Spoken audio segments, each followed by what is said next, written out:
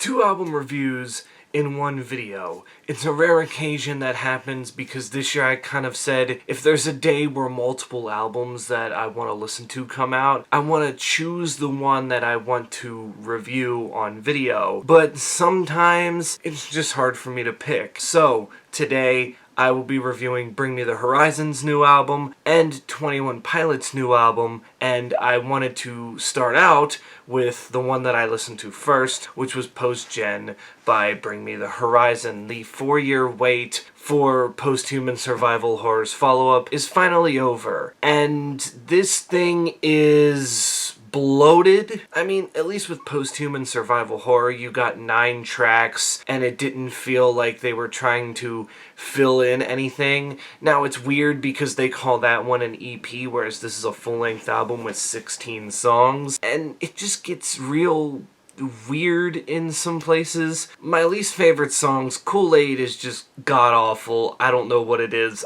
I just can't stand it. A Bullet with My Name On just doesn't hit as much. NA is really cringy. Lost was just one of those singles that actually got lost in the back of my mind because I didn't remember it. I knew this album was going to be up and down hearing the singles anyway, and Lost was not one that I was fond of. Then we have R.I.P., the Duskcore remix, which is interesting because we haven't heard the regular version. Usually we would hear a remix after you would release the first version, but this version sucks. And then we get this little, it's kind of like a song, but mainly like a 3-minute interlude called Puss-E, so that way they can say pussy on the title track without having to censor it or whatever. And again, it's just one of those electronic instrumentals that doesn't do anything for me. Plus, when the drop is basically what would you do for pussy, that's when I'm kind of like, okay, I don't need to listen to this ever again. Songs I found just okay. Dark Side, again, it was one of those songs released before the album, and it's just kind of meh. Then we have Spiritual, which doesn't really, again, stay in my memory all that well. Strangers is one that grew on me. I feel like if this album would have came out last year, then Strangers would have been on my least favorite list. But since they had to delay it from September of last year to this year, I had time to listen to Strangers more, and it kept growing on me with each listen. Die For You's another one that at first I liked, but then I just kept hearing it on the radio, and it's been out for like 2 years now, 3 years, and I'm just kind of sick of it. And then we got the song Dig It, which is the final track on the album, the one that is supposed to end it all, or at least in this case, it leads into the next portion, as there's supposed to be 4 albums with this Post-Humans story, so part 3, it kind of sets that up. But the weird part about this song is it starts with like this AI talking that sounds like Wendy Testaburger from South Park. Don't with Wendy Testaburger. So yeah, that was weird. That threw me off. But after that, there's songs on here that I actually do love. Utopia follows an intro, and it is excellent to kick off the album. Kind of gives you what to expect and what you're gonna hear overall on the record. Then Top 10 Statues That Cried Blood is just, it's a funny title to me because it sounds like something Watch Mojo would do, but nonetheless, great song, great chorus, love it. Limousine, though, has to be my favorite on this album. I don't know what it is. I think it's because it's got the weird, like, early 2000s nu metal feel to it.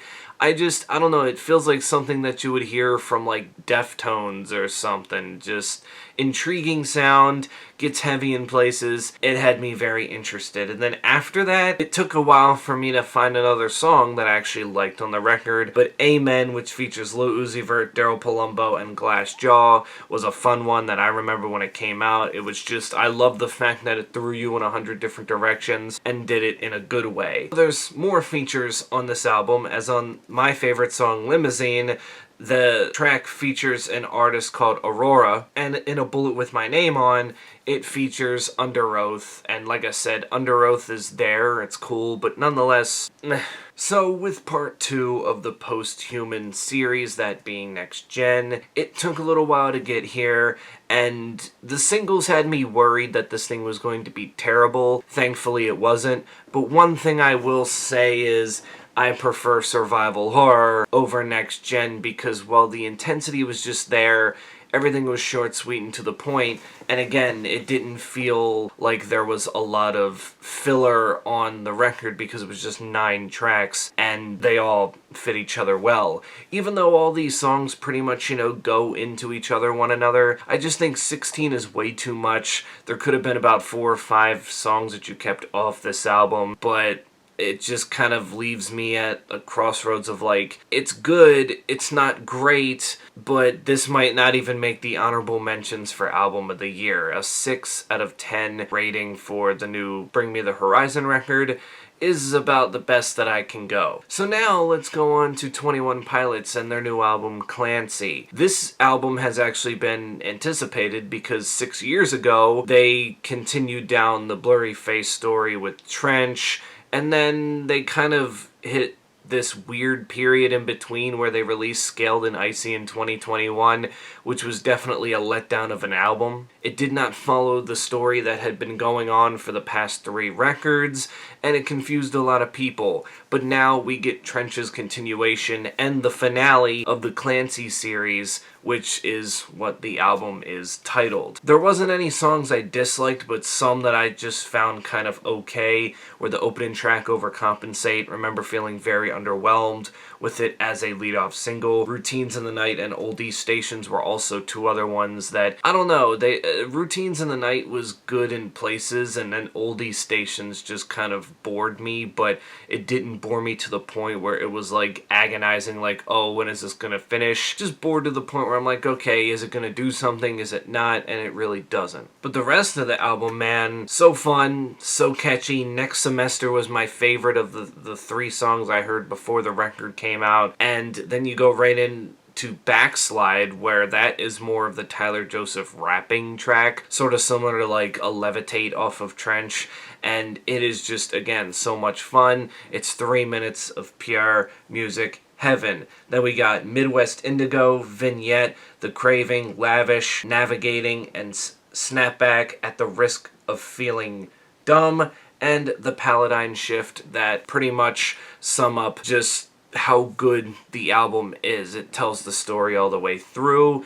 A lot of it is catchy, and you just can't help but find being very entrenched, no pun intended, into the story. Plus, I just like the song At the Risk of Feeling Dumb because it's basically Tyler Joseph going like, oh, well, I have these thoughts, but my brain's telling me, at the risk of feeling dumb, don't go with those instincts and go with the instincts that are telling you to do better. That's basically, I think, what everybody has in their head is that angel and that devil, and it's about which one you listen to, and this is about the angel on your shoulder saying like, hey, maybe do the right thing and don't do what you're thinking about doing because in the long run, it's not going to be worth it. So with Clancy, you get a nice solid finish, even at the end of Paladine Shift, even though it comes in at 6.5 minutes. The song really ends at 4.5 and then kind of goes through this like period of almost 2 minutes where it's just kind of like nature sounds, and then right at the end you get someone kind of welcoming Clancy back to,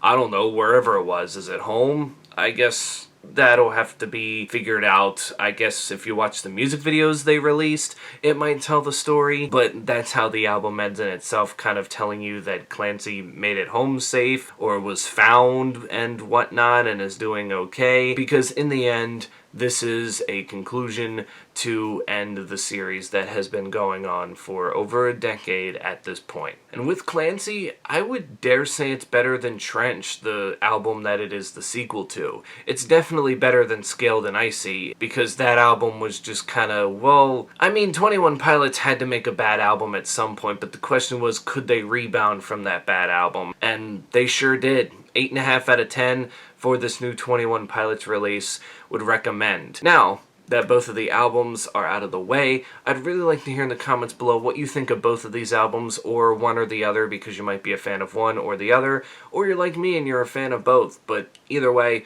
would love to hear your opinions on them. And until then, that's it for me. Stay safe out there, and I will catch you all in the next one.